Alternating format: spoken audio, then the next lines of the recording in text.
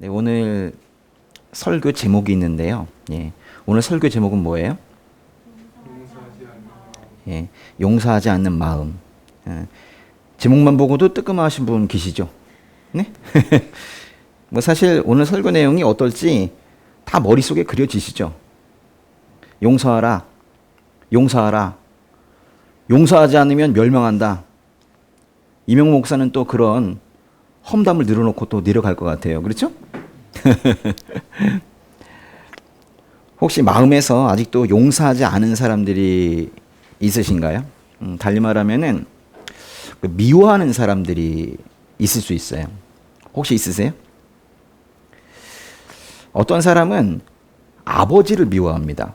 아버지가 돌아가시기 전에 그 미움이 사라지면은 참 좋은데 그 미움은 그대로 남은 채 글쎄 아버지만 돌아가셔서 그 사람은 결국 미움의 대상은 사라진 상태에서 미움만 가지고 살아가는 그런 경우도 있어요. 참 슬픈 노릇이죠. 그 미움은 이제 해결될 가능성도 없어요. 시간이 약이다? 이런 말은 정말 희망 고문인 것 같아요. 시간이 지나도 해결되지 않고 오히려 더 악화되는 일이 많이 있습니다. 어떤 아내들은요, 남편을 그렇게 또 미워합니다. 남편이 너무 미운데 자녀나 다른 어떤 여러 상황 때문에 어쩔 수 없이 같이 사는 경우도 있어요. 그렇게 어쩔 수 없이 같이 살면서 계속 또 미워해요. 어떤 경우에는 큰맘 먹고 그러면 안 되는데 이혼을 해요 또. 그런 경우에도 또 계속 미워는 합니다. 그러니까 미움의 대상이 더 이상 나에게 영향을 주지 못하는데도 과거 여러 사건들을 기억하면서 도저히 용서하지 못하는 거예요. 그러니까 자기만 손해인가? 솔직히 그렇습니다. 어떤 사람은 아버지나 할아버지의 원수를 갚겠다면서 가족이 아닌 제3자를 그렇게 미워하는 경우도 있어요. 아버지를 때려서 입원하게 한 그 사람에게 복수하려고 합니다. 또 어떤 경우에는 뭐 할아버지를 깔고 뭉개서 할아버지가 소개병으로 돌아가시면 그 사람을 향한 그 미움이 자라나기도 해요. 그리고 어떤 방식으로든 그 원수를 갚으려고 하죠. 또는 극도로 미워합니다. 그런데요, 성경에서는 원수를 직접 갚지 말라고 하죠. 맞습니까? 물론 출애굽기와 레위기를 보면은 얘는 이, 눈에는 눈, 그렇게 하면서 받은 손해만큼 정확하게 가해자를 처벌하자, 뭐 이런 원칙이 있기는 해요. 그러나 사람은 받은 손해만큼 정확하게 되돌려주지 못하죠. 항상 오버합니다. 그리고 정확히 되돌려주겠다고 하면서 결국 또 다른 죄를 짓게 되죠. 그래서 하나님께서는 다윗 아시죠? 다윗에게도 직접 원수를 갚지 못하게 하셨어요. 사무엘상 25장을 보면은 다윗이 어리석은 나발을 직접 죽일 수 없도록 상황을 이렇게 이끌어 가세요. 하나님께서 나발을 치시자 그가 죽었다. 이렇게 말하고 있잖아요. 하나님께서 치신다니까요. 만약 상대방이 죽어야 되는 그런 상황이라면 하나님께서 직접 하신다는 그런 뜻이에요. 다윗이 손에 피를 묻히면서 또 다른 죄를 짓는 것을, 즉 나의 자녀가 원수를 갚는다고 하면서 또 다른 죄를 짓는 걸 도저히 참지 못하시는 거예요. 하나님께서는 우리가 직접 원수를 갚는 것을 원하지 않으세요. 로마서 12장의 19절을 보면 바울이 이렇게 말합니다. 사랑하는 형제들이여, 여러분이 스스로 원수를 갚지 말고 하나님의 진노하심에 맡기십시오. 그리고 이어 말합니다. 기록되기를 원수를 갚는 것이 내게 있으니 내가 갚아주겠다. 주께서 말씀하십니다. 그러니까 하나님께서 원수 갚는 것은 나의 것이다. 이렇게 말씀하시는 거예요. 내 원수가 굶주려 있으면 먹이고 목말라 하면 마실 것을 주어라. 이로써 내가 그의 머리 위에 숯불을 쌓을 것이다. 악에 지지 말고 선으로 악을 이겨라. 이렇게 말씀하세요. 하나님께서 직접 원수를 갚으실 때니 오히려 우리는 원수에게 먹을 것과 마실 것을 주라는 그런 말씀이세요. 악에 지지 말고 선으로 악을 이기라고 얘기합니다. 근데 이게 성경 말씀이어서 우리가 이런 말씀에 아멘은 하지만 그렇게 쉬운 일은 아닌 것 같아요. 조금이라도 나의 마음에 불편함을 준 사람에게 오히려 먹을 것, 마실 것을 주고 마음으로 축복하는 것이 우리 이 죄인들에게 가능한 일일까요? 근데 예수님께서는 너희 원수를 사랑하고 너희를 핍박하는 사람을 위해 기도하라 이렇게 말씀하셨고, 우리가 그렇게 원수를 사랑할 때 우리가 비로소 하늘에 계신 하나님 아버지의 아들과 딸이 될 것이라고도 말씀하셨어요. 우리 주님께서 성경을 통해서 너희를 사랑해 주는 사람만 사랑한다면 무슨 상이 있겠느냐 이렇게 물으실 때 사실 우리 중에 많은 사람들은 고개를 숙이고 말아요. 물론 이 말씀을 하신 마태복음 5장을 읽지도 않은 사람들은 고개를 숙일 일도 없겠죠. 갈라디아서 5장을 보면은 원수 맺음이라는 것을 우상숭배나 다툼, 시기, 분노 이런 것들과 동급으로 놓고 이런 모든 것들을 육체의 일들이다 이렇게 말을 합니다. 그리고 이런 일을 행하는 사람들은 하나님 나라를 상속받지 못할 것이라고도 말해요. 성경은 절대로 다른 사람을 미워하지 말라고 말합니다. 미움 이거는 우리 영혼에 위기를 가져온다는 거예요. 우리는 정말 다른 사람을 용서하는데 익숙하지 못하고 우리의 몸이나 마음을 불편하게 하는 사람들을 늘 미워하죠. 아주 쉽게 미워합니다. 성경에서 분명히 그렇게 하지 말라고 했는데 우리의 삶은 자주 그렇게 무너져요. 누가 가르쳐 주지도 않았는데 사람은 참 잘도 그렇게 다른 사람을 미워해요. 그 미움의 감정을 이용한 사상 중에 하나가 바로 공산주의예요. 사람과 사람을 대립시키고 편을 나누고 미워하게 합니다. 그리고 한쪽이 착취하고 다른 한쪽이 착취당하는 것이라고 말하면서 착취당하는 쪽이 그 분노를 쏟아놓게 만들죠. 지금 대한민국의 이 상황에서도 이 분노를 이용하고 편가르기를 하면서 표를 얻으려고 하는 그런 사람들이 많습니다. 사람들은 특히 자신의 생명을 위협하거나 자신의 자존심을 건드리거나 자신의 안정적인 삶을 흔들어 놓거나 또는 자신의 의견과 다른 사람이 있다면 그 사람을 미워하죠. 용서하지 않습니다. 그런 사람 중에는 교회까지 와서 심지어 우리 주님께서 가르쳐 주신 그 기도문을 함께 외우는 사람들도 있어요. 아니, 사람을 미워하면서 교회에 와가지고 굳이 주기도문을 외운다니까요. 우리가 우리에게 죄 지은 자를 사하여 준 것 같이 우리의 죄를 사하여 주시라고 그렇게 기도를 하고도 여전히 우리에게 죄 지은 자를 용서하지 못하는 거예요. 여기에서 우리에게 죄 지은 자라는 이런 말은 우리를 때리거나 다치게 한 그런 정말로 우리가 흔히 생각하는 죄, 그것뿐만이 아니라 단순히 우리의 마음을 불편하게 한 모든 것들을 말하는 거예요. 예수님은 그렇게 우리의 마음을 불편하게 한 사람들을 모두 용서하고 심지어 축복하라고 그렇게 말씀하세요. 그런데 많은 사람들의 마음은 그렇지가 않습니다. 이렇게 말하지 않습니까? 내가 다 용서해도 그놈만은 용서 못해.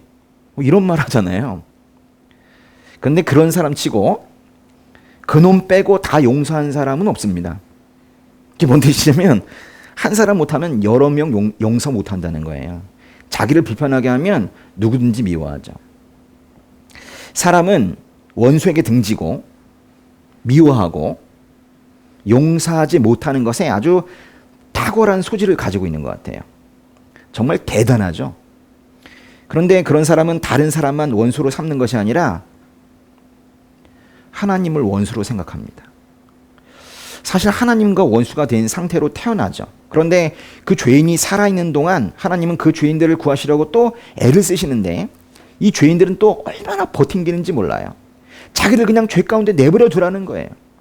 나를 그냥 죄 가운데 그냥 내버려 두라는 거예요. 정말 요즘 애들 말로 정말 이게 말이에요, 방구예요. 이거 정말 말도 안 되는 거 아닙니까? 하나님께서 그 삶에 예수를 들이밀면서 내 아들 예수의 십자가 죽음으로 너의 죄값을 치르겠다 이렇게 말씀하셔도 자기 죄는 자기가 책임질 테니 신경 쓰지 말라고 그래요. 사실 자기가 자기 죄의 문제를 해결하지 못하는 것을 모르는 거예요. 심지어 어떤 사람은 이렇게 살다 죽을 테니까 제발 저를 타치하지 마세요. 이렇게 말해요. 막상 사고나 질병으로 죽음이 가까우면 그렇게 발버둥 칠 인생들이 마치 당당한 것 같아요.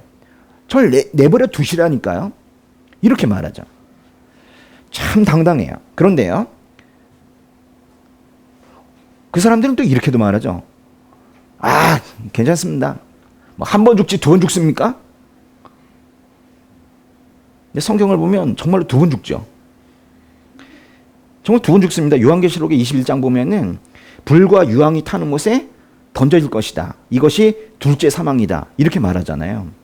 정말로 두 번 죽습니다. 참으로 세상에는 이렇게 하나님과 원수인 사람들이 많아요. 교회 안에 들어와서도 여전히 하나님과 원수인 사람들이 있다면 그건 그야말로 참담한 일이에요. 몸만 교회 안에 들어와 있지 그 삶은 하나님과 거리가 멀기 때문에 그런 거예요. 하나님과 원수된 상태로 태어나서 회심하지 않은 사람들은 결국 하나님의 아들 예수님도 받아들이지 않습니다. 그래서 사도 바울은 빌립보에 편지를 보내면서 지금도 눈물을 흘리며 말하지만 많은 사람들이 그리스도의 십자가의 원수로 살아가고 있습니다. 이렇게 말하잖아요. 많은 사람들이 지금 십자가의 원수로 살아가고 있어요. 주변을 보면 좀 그런 것 같아요. 그런 삶은 구원을 거부해요. 어떻게 보면 지옥에 가겠다고 발버둥 치는 것 같아요. 그런 사람들이 참 많습니다. 특히나 이 누령진에서 이 삶과 생활과 이 신앙의 경계에서 보면 그런 사람들이 훨씬 더 많아요. 교회 안에서만 보면 안 보일 수도 있어요. 그러나 경계만 가면 그런 발버둥을 우리가 심심치 않게 목도하게 됩니다. 십자가는 하나님과 원수된 우리를 하나님과 다시 화해시키는 통로입니다. 십자가를 통해서 우리 안에서 원수되었던 하나님, 또 우리 안에서 원수되었던 다른 사람들과 화목하게 되는 거예요. 십자가를 이해하지 못하고서야 그런 화해, 화목을 전혀 이해할 수가 없는 거예요. 십자가는 그 자체가 용서예요. 우리가 십자가를 통해서 용서되었다면 이제 우리도 그 용서를 행해야 하는 거예요. 마태복음의 18장을 보면은 용서할 줄 모르는 종의 비유가 나오죠. 예수님께서 이런 비유하십니다. 1만 달란트 빚진 사람이 왕 앞에 나오게 되었는데 왕은 그 종을 불쌍히 여겨서 그 종을 놓아주고 빚을 완전히 없애줬어요. 1만 달란트를 없애줬다니까요. 여러분 1만 달란트가 얼마큼이에요? 1만 달란트는 6천만 데나리온이거든요. 6천만 데나리온. 1데나리온이 하루 품삯이에요. 그러니까 1만 달란트라는 건 6천만 데이즈, 6천만 일 동안의 품삯을 말하는 거예요. 16만 년이 넘어요. 16만 4천 년이 넘어요. 그 기간 동안에 품삯을 받아서 하나도 쓰지 않고 다 모아야 그 돈이 되는 거예요. 갚을 수 없다는 뜻이에요. 그런데 그렇게 큰 돈을 탕감받은 이 종이 밖으로 나가서 겨우 노동자의 100일치 품삯에 해당하는 100데나리온 빚진 그 동료의 멱살을 잡고는 빚진 돈을 갚으라 이렇게 윽박지르는 모습이 나오죠. 그리고 결국 그를 고발해서 감옥에 쳐 넣습니다. 1만 달란트의 엄청난 빚을 탕감받아 놓고 자기에게 100데나리온 빚진 것은 참지 못하는 이 종은 하나님의 용서를 받고도 다른 사람들을 용서하지 못하는 그 죄인의 모습을 그대로 보여주는 거예요. 용서를 받고도 용서하지 못하는 그 모습이 여기에 지금 나타나 있다고요. 그렇다고 우리가 모든 존재를 또 용서해야 되는 것은 아닙니다. 우리가 용서하지 않아도 되는 존재들이 있죠. 누굽니까? 우리가 끝까지 원수를 생각해도 되는 존재가 바로 사탄, 마귀입니다. 그 외에는 없어요. 사탄, 마귀, 이들은 회개하지 않기 때문에 마귀와 화해하려는 생각은 아예 버려도 괜찮습니다. 시도도 하지 마세요. 마귀는 결코 바뀌지 않아요. 그래서 베드로전서에서는 여러분의 원수 마귀는 이렇게 표현하고 있는 거예요. 여러분의 원수 마귀는 우는 사자처럼 두루 다니면서 삼킬 사람을 찾는다 그랬잖아요. 야고보서 말씀처럼 마귀에게 목덜미 잡힌 그런 세상 문화와 친구하려고 하면 하나님의 원수가 되는 거예요. 그 마귀가 우리를 결국 끌고 가는 것은 죽음입니다. 고린도전서 말씀처럼 멸망당할 마지막 원수는 바로 죽음이에요. 사탄이 주장하는 죽음이죠. 우리를 육체의 죽음에서 끝내지 아니하고 우리의 영혼이 영원히 멸망하게 해서 둘째 사망으로 가게 하는 원수는 바로 사탄 마귀이고, 그가 궁극적으로 원하는 것은 우리의 죽음이에요. 둘째 사망입니다. 결론, 마귀를 제외한 모든 존재는 용서해야 합니다. 아멘? 네. 그런데 여태까지 말한 이 용서가 뭡니까? 용서가 뭐예요? 상대방이 잘못한 것을 용납해 주는 거죠. 그럴 수 있겠다. 면제해 주는 거죠. 포용하는 거죠. 관용적이 되는 거죠. 관대해지는 거죠. 받아주는 거죠. 그 잘못된 것에 대해서 내가 화낼 권리를 포기하는 거죠. 이런 것들이 용서예요. 그런데 사람들은 이걸 잘 못해요. 지금 제가 드리는 이 말씀에 욱하는 분들 계십니까? 나는 저거 다 하고 있는데, 네? 그럼 저를 용서하지 못하고 있는 거예요? 그죠? 우리는 참 태어나면서부터 다른 사람들을 평가하기 좋아하고 자기의 기준과 맞지 않을 때 화를 내는 것에 익숙해져 있는 사람들인 것 같아요. 우리가 어느 정도까지는 용서하지만은 그것이 생명과 재산에 심각한 해를 끼치는 단계까지 가면 절대 용서 못한다, 절대 용서 못한다, 이런 말을 하기 시작합니다. 예수님께서 분명히 7번만이 아니라 70번씩 7번이라도 용서해야 한다고 마태복음 18장에서 말씀하셨는데도 불구하고 심지어 작은 예수로 살겠다고 그렇게 다짐한 그리스도인들도 그렇게 하지를 못하고 있는 거예요.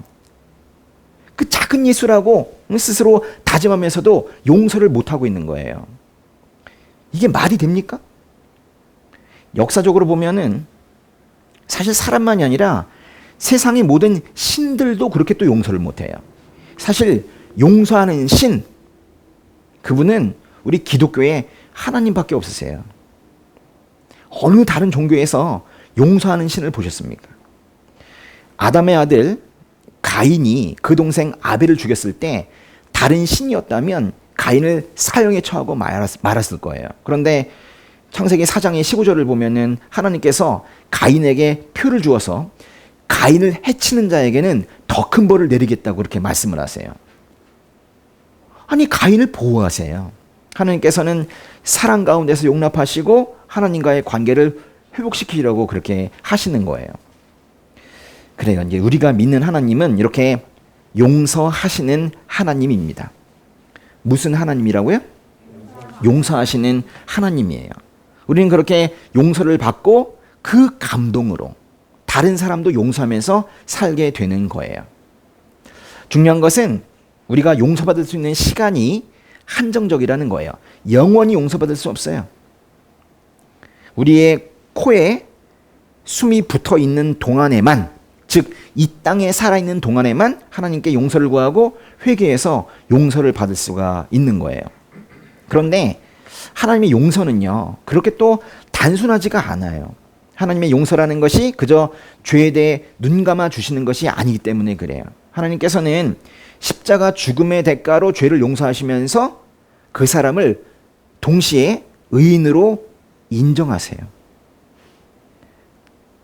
그냥 아무것도 없던 걸로 하는 것이 아니라 그 사람을 의인으로 인정하세요. 이거는 어쩌면은 논리적으로 맞지 않는 이야기이기도 합니다. 아니, 예수님의 죽음으로 내 죄의 대가를 치른다는 것은 어딘가 맞지 않아 보이는 거예요. 신앙을 처음 갖게 된 분들이 가장 먼저 가지게 되는 의문이 바로 이겁니다. 왜 다른 분의 어떤 공로로 나의 죄가 용서가 되는가? 그래서 양심은 조금 있고 믿음은 전혀 없는 사람들은 이 논리를 부정하기도 하죠. 역시나 자기 죄는 자기가 해결하겠다고 말합니다. 그러나 거듭 말씀드리지만 죄인은 자기 죄를 스스로 해결할 수 없습니다. 깨진 얼음 밑으로 빠져들어간 사람이 혼자 빠져나올 수 없는 것과 같은 얘기예요. 하나님께서는 죄인의 죄를 용서하시면서 그 죄인에게 법적으로 의인이라고 칭하세요. 아직 도덕적으로는 부족한 부분이 있다 하더라도 우선 칭의하시는 거예요. 그래서 하나님의 용서는 단순히 죄를 덮는 것이 아니라 예수님의 거룩함과 죄인의 더러움이 사실 교환되는 그런 개념이에요. 하나님으로부터 우리가 죄 용서를 받은 것을 별것 아닌 것으로 생각하는 분이 계시다면 크게 착각한 거예요. 죄 용서를 별것 아닌 것으로 생각하는 분들은 크게 착각하고 있는 거라고요. 하나님의 죄 용서에는 이 죄인을 의인으로 칭해 주시는 법적 선언이 있기 때문에 그래요. 다른 말로 하면 하나님의 죄 용서에는 그 죄인의 신분 상승이 있기 때문입니다. 단순히 없던 것으로 하는, 그릇된 행동을 없던 것으로 하는 것이 아니라 그의 신분 상승이 있다고요. 길거리에서 꾀죄죄한 모습으로 돌아다니면서 앵벌이 하면서 먹고 살던 고아가 이제 진짜 아버지를 만난 거예요. 아버지 집에서 고운 채색 옷을 입고 그렇게 살아가게 된 거예요. 이게 뭔 일이에요? 길거리 고아가 하나님 나라의 왕족이 된 거예요. 정말 있을 수도 없는 이런 엄청난 일이 이 죄의 용서와 함께 일어난 거예요. 이게 단순한 일입니까? 그러니 이런 정도의 상황이 되면 우리가 우리에게 죄 지은 자를 용서할 수밖에 없는 거예요. 우리가 그런 혜택을 받고 나서 채색 옷을 입고 나서 창문 밖에 아직도 뛰어다니고 있는 그 길거리 고아들을 향해서 아직도 화내겠습니까? 아직도 그들을 용납하지 못해서 부들부들 떨고 있어야 되겠어요? 본질적으로 죄인으로 태어나서 본질적 죄인들과 함께 살아가는 이 땅에서 우리는 사람으로부터 상처를 받을 수밖에 없어요. 물론 우리가 그런 상처를 주면서 살기도 합니다. 그러나 이런 죄인들이 하나님의 용서를 경험하면, 신분 상승을 하게 되면 사람이 변할 수밖에 없는 거예요. 그렇게 삶에서 용서가 늘어가는 거, 살아가면서 사람들을 점점 용납하게 되는 거, 그것을 우리가 성화라고 하는 거예요. 그리스도인이라고 말을 하면서 다른 사람을 용서하지 못하고 있다면 어딘가 잘못된 거예요. 그렇지 않습니까? 그리스도인은 좀 달라야 되는 것 같은데요. 제 생각이 잘못됐습니까? 내가 다 용서해도 그 사람 용서 못해, 이런 핑계는 그만해야 될 거예요. 그리스도인이라고 말을 하면서 마음에 여전히 미움을 품고 있다면 아직 하나님의 사랑을 제대로 경험하지 못한 거예요. 하나님의 사랑을 제대로 경험한 사람이 어떻게 다른 사람을 용납하지 못하겠어요? 우리는 태어날 때 하나님과 원수였습니다. 그러면서 다른 사람들과도 원수가 되어서 살아온 거예요. 그런 동안에 우리의 삶은 피폐해졌고 그 관계들은 다 꼬여만 갔습니다. 제대로 되는 게 없었어요.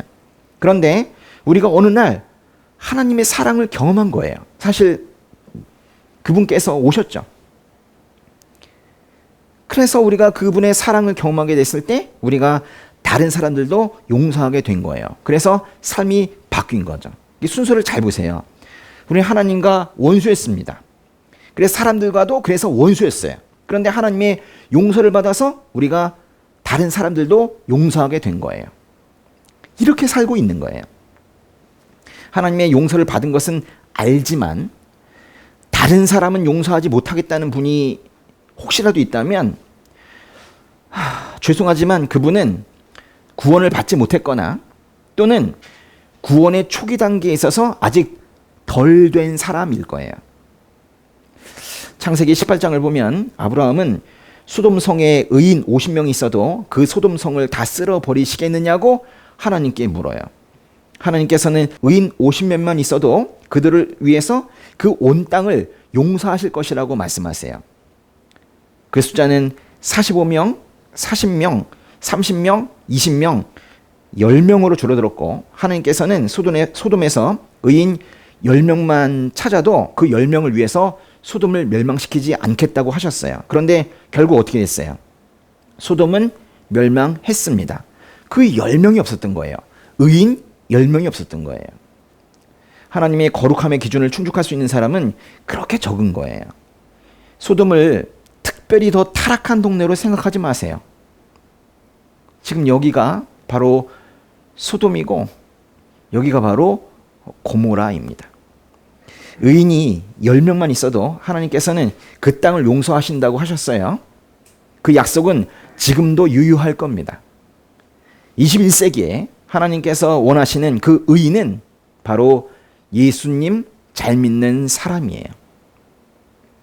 십자가의 의미를 제대로 알고 있는 사람을 하나님께서는 의인이다 이렇게 말씀하세요.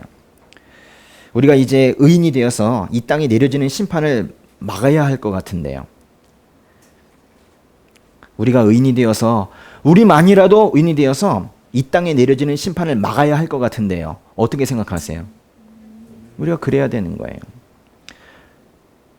소위 교회에 다니는 사람들, 그리스도인들이 이 책임을 방기해서야 되겠습니까? 소수의 진실된 그리스도인이 살고 있을 때 하나님께서는 이 대한민국에 유황과 불을 비처럼 쏟아 부으시는 것을 멈추실 거예요. 그러니까 우리의 책임이 큰 것이고 그래서 더욱 우리는 우리를 다시 돌아봐야 되는 거예요. 그러니까 우리의 용서의 힘은 사실 우리를 향한 하나님의 용서에 있는 건데요.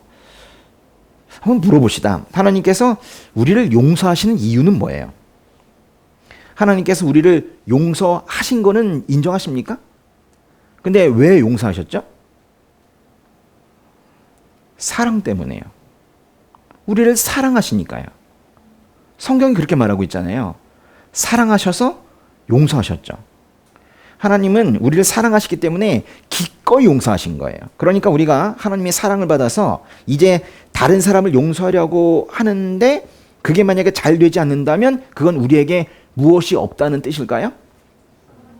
맞아요. 안타깝게도 우리에게 사랑이 없으면 용서할 수 없는 거예요.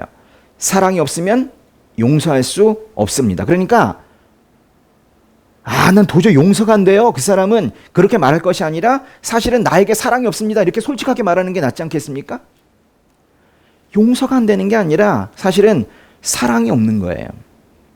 그런데 용서가 그리 간단하지 않다고 말하는 것은 그 용서라는 것이 또 사랑만 있다고 해서 되는 게 아니에요. 사랑은 당연히 있어야 되고 또 있어야 되는 것은 바로 대가 지급입니다. 즉 재물이 있어야 돼요. 세상에 공짜가 없다는 말은 하나님 나라에도 적용이 되는 것 같아요. 사실 우리가 값없이 받는 구원이 정말 값이 없습니까? 하나님께서 엄청난 대가를 치르셨기 때문에 그래서 가능해진 거예요. 하나님의 용서는 예수님의 십자가 죽음을 전제로 하고 있습니다.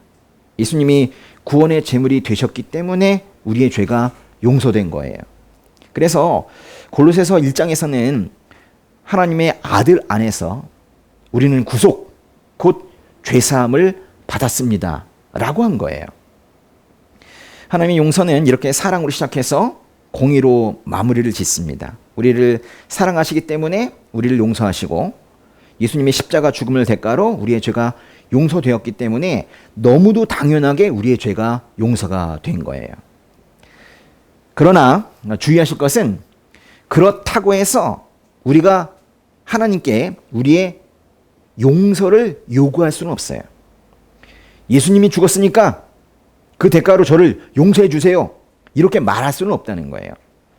예수님이 죽으셔서 우리의 죄가 용서되었다. 이것이 맞는 말이긴 한데 우리가 감히 하나님께 우리의 죄의 용서를 그렇게 당당하게 요구할 수는 없다는 거예요. 하나님께서는 오직 자신의 영광을 위해서 우리를 용서하세요. 사실 죄인으로 태어나서 평생 죄만 짓다가 죽는 우리를 하나님께서는 어떻게 보면 용서하실 필요가 없으세요. 그런데 이제 하나님 말씀대로 살기로 마음먹고 그것을 믿음으로 고백을 할 때 하나님께서는 우리를 너무도 또 당연하게 또 우리를 용서하세요. 이거는 세상에 없는 논리죠. 우리는 요구할 권리가 없는데 하나님께서는 당연히 또 용서하셔야 되는, 이게 세상에 있는 얘기입니까? 그러니까 하나님께서 우리를 용서하신다고 할 때 우리가 해야 될 일은 뭐겠어요? 기쁘게 그 선물을 그냥 그렇게 받아들이는 거예요. 하나님께서 우리의 죄를 용서하실 때 그것을 기쁘게 받아들이면 되는 거예요. 에베소서 2장에서는 이것을 우리가 은혜로 인하여 믿음으로 구원받았다 이렇게 표현합니다. 구원은 우리에게서 나온 것이 아니라 하나님의 선물이라고 말하죠. 우리의 행위에게서 난 것이 아니기 때문에 아무도 자랑할 수 없다고도 말해요. 우리는 이렇게 하나님으로부터 용서를 받았어요. 이제 우리는 어떻게 살아야 되겠어요?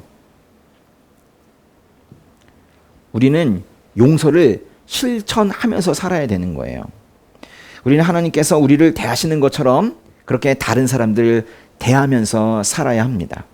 우리가 하나님께 죄의 용서를 요청할 수 없지만 하나님께서는 당신의 공의에 비추어서 우리를 용서하셔야 하는 것처럼 다른 사람도 우리에게 죄의 용서를 요청할 수는 없어요. 그렇지만 우리는 다른 사람을 용서해야만 해요.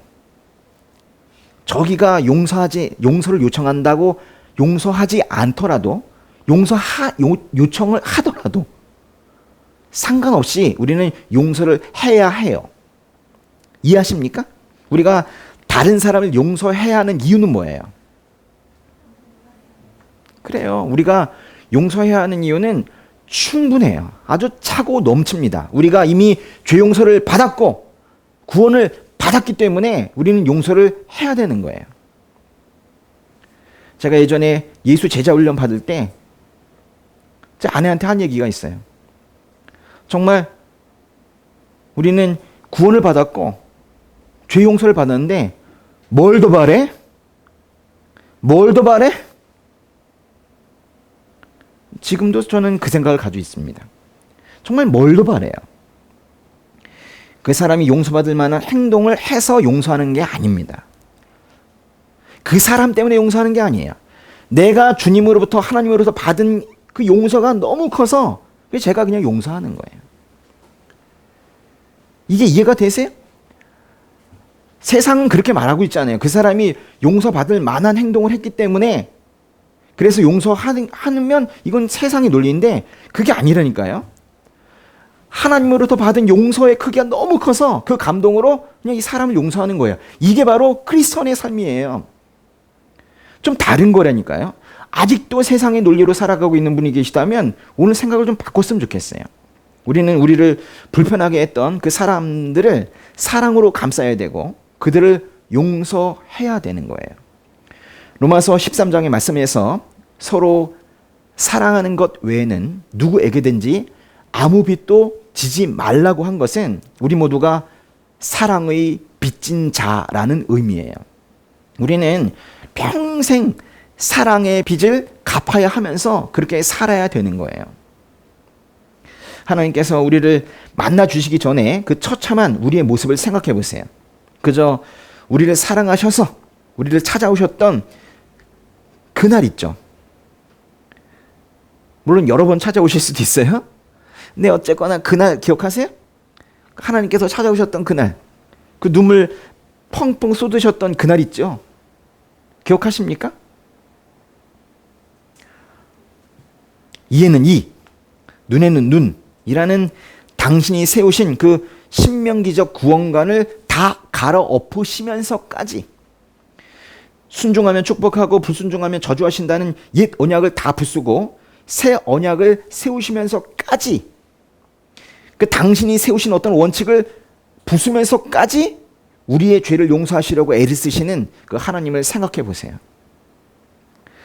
우리에겐 죄의 용서가 필요하고 그것을 그 용서받은 것을 그 크기 그대로 받아들이는 것이 매우 중요해요. 거듭 말씀드리지만 그 죄 용서, 하나님으로부터 받은 우리의 죄 용서는 작은 일이 아니에요. 왜냐하면 죄가 컸기 때문에. 죄가 컸기 때문에 죄의 용서도 작은 일이 아니에요. 그것을 작다고 착각하는 그리스도인이 한 명도 없기를 바랍니다. 죄 용서라는 거, 그게 얼마나 엄청난 사건이에요. 죄 용서가 될 때 우리에게서 죄책감이 사라져요. 그러면 그 가볍고 그 넓어진 그런 마음으로 다른 사람을 포용할 수 있게 되는 거예요. 그래서 사실 용서할 수 있는 거거든요. 아직 예수님을 제대로 만나지 못한 다른 사람은 우리를 여전히 불편하게 만들 수 있어요. 다른 말로 우리에게 여전히 죄를 지을 수 있어요. 그러나 우리는 그를 용서해야 돼요. 우리가 용서받은 사람들이기 때문에 용서를 실천해야 되는 거예요. 이유는 너무도 명확합니다. 그리스도인의 삶은 달라야 해요. 그리스도인의 삶은 달라야 하는 거예요. 하나님께서는 우리가 당신의 아들 예수를 닮기를 원하세요. 예수님을 닮아 다른 사람을 사랑하고 그들의 죄를 용서해 주기를 바라세요. 예수님께서 가르쳐 주신 그 기도를 한번 떠올려 보세요. 우리에게 죄 지은 자를 용서한 것 같이 우리의 죄도 용서해 주소서.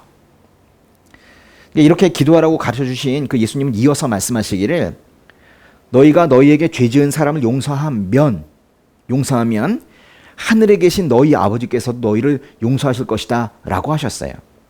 하나님께서 지금 우리에게 요청하시는 것이 무엇인지 곰곰이 생각해 보시고 혹시라도 용서하기 어려웠던 분이 지금 이 말씀을 들으면서 떠오르셨다면 그분께